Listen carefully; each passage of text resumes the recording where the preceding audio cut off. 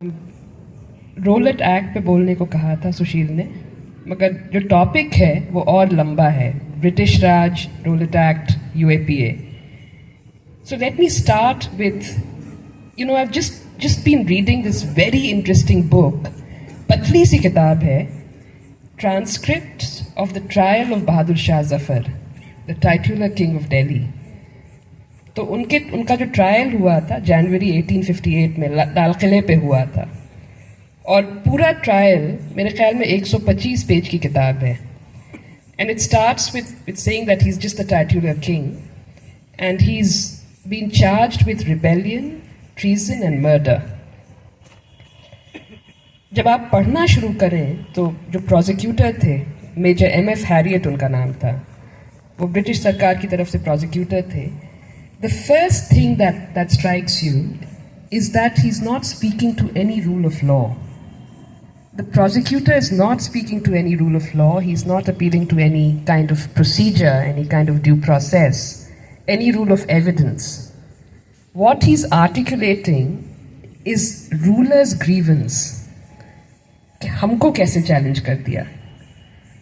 वो जो पूरा आर्टिकुलेशन है, वो जो एंग्जाइटी है कि इस्टेब्लिश्ड सरकार को किसी ने कैसे चैलेंज कर दिया, एंड इन्वोकिंग अ फियर कि देखो अगर ऐसे हुआ तो इंस्टेबिलिटी होगी, chaos होगा और वायलेंस होगा। And that is what he is appealing to. He is appealing to fear, he is appealing to insecurity, and he is appealing to prejudices that were very much present in the British public and the British administration. He's just appealing to that. And that is something very surprising, because lawyers are always taught that you speak law in court. You only speak in terms of rule of law. But the prosecutor here is not doing that. और बहुत interesting बात यह है कि 3 चीज़ों पे जिस पे रिलाई कर रहे हैं हैरियट, वो तीनों चीज़ें आज भी सर्कुलेशन में हैं। पहली चीज़ है फूड प्योरिटी पोल्यूशन। वो जो पूरा ग्रीस्ड कार्ट्रिज का वो था कि खाने में प्योरिटी ज़रूरी है, नहीं तो पोल्यूशन हो जाता है। That is the ट्रोप। दूसरा ट्रोप है कॉन्स्पिरेसीज, फॉरेन हैंड। और तीसरा ट्रोप है कि इन्वेस्टिगेशन जारी है, बहादुर शाह जफर के खिलाफ इन्वेस्टिगेशन जारी है, अभी सबूत नहीं मिल रहे हैं मगर मिलेंगे, आप पेशेंस रखिए, सबूत मिलेंगे, अभी ट्रायल चलने दीजिए। These 3 tropes could be from the anti-CA protest trials. Nothing has changed. Let me read 2 or 3 paragraphs to you from Harriet's speech. सबसे पहले हैरियट ये कहते हैं कि जो ग्रीस्ड कार्ट्रिज की बात है ये बकवास है, ये हो ही नहीं सकता है, इसलिए कि मुसलमान तो हमारे वेटर्स होते हैं, बैरे होते हैं, और आज तक किसी मुसलमान को कोई इतराज़ होता पोक से तो फिर बैरे क्यों बनते, वेटर्स क्यों बनते, सर्वर्स क्यों बनते। और हिंदुओं के बारे में कहते हैं मेजर हैरियट कि इनको तो कोई अकल ही नहीं है, वैसे भी इनको बहका दिया होगा किसी ने, और इनको अगर इतना प्रॉब्लम था ग्रीस कार्ट्रिजेस से तो ये छोड़ देते, आर्मी में इनको जरूरत क्या है ड्यूटी करने की। तो सुनिए वो क्या कहते हैं।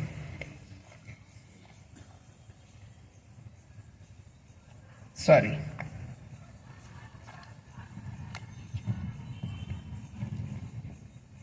This is Harriet the prosecutor. Although we may not possess positive evidence to the fact, yet it may fairly be presumed that the evening when the mutiny broke out was not the first occasion that these plotters of evil held their secret and sinister councils together. Proof कुछ नहीं है, बस कह रहे हैं कि ऐसे ही हुआ होगा। Who is there amongst us that does not almost daily witness these Muslimans in their capacity as table servants carrying plates and dishes which openly contain the very substance which, with reference to the cartridges, has been made the pretense of their offense. Even if we were to admit that all the cartridges were thoroughly saturated with pigs and with cow's fat, still what real valid objection on the score of their religion could the Mohammedan sepoys have had in using them? कहते हैं कि ये तो रोज करते हैं, इनको क्या तकलीफ है। हिंदुओं के बारे में कहते हैं, when to this we add what is well known to everyone in India, whether Hindu, Mohammedan or European, that the native soldier has but to ask for his discharge, and that in times of peace it is at once granted to him, without inquiry or difficulty of any kind. It seems beyond bounds of reason to imagine that these men were drawn into acts of such revolting atrocity by any actual grievance. तो ये कह के इन्होंने कहा कि जो आप वजह बता रहे हैं म्यूटिनी की वो तो गलत है, तो जरूर कॉन्स्पिरेसी है ये. You know, if he were an honest man, the prosecutor, had he been an academic, had he thought about it, it would have been very clear to everyone कि ये तो trigger था, greased cartridge trigger था. It was actually not the real reason. But the real reason was much deeper. Structural violence था, civic unrest था, economic abuse था, हर तरह का problem था. You know, and if anybody wanted to apply to their minds to the real reason, they would have gone deep into the problem. But the prosecutor doesn't do that. The prosecutor says कि जरूर साजिश है. It's a dark conspiracy. And then, this is again very familiar to all of us, he says that there's a foreign hand. Iran is involved. The Muslims are involved. It's a Muslim conspiracy. So then, listen to this. This is what he says. A Mohammedan priest with pretended visions and assumed miraculous powers. A Mohammedan king, his dupe and his accomplice.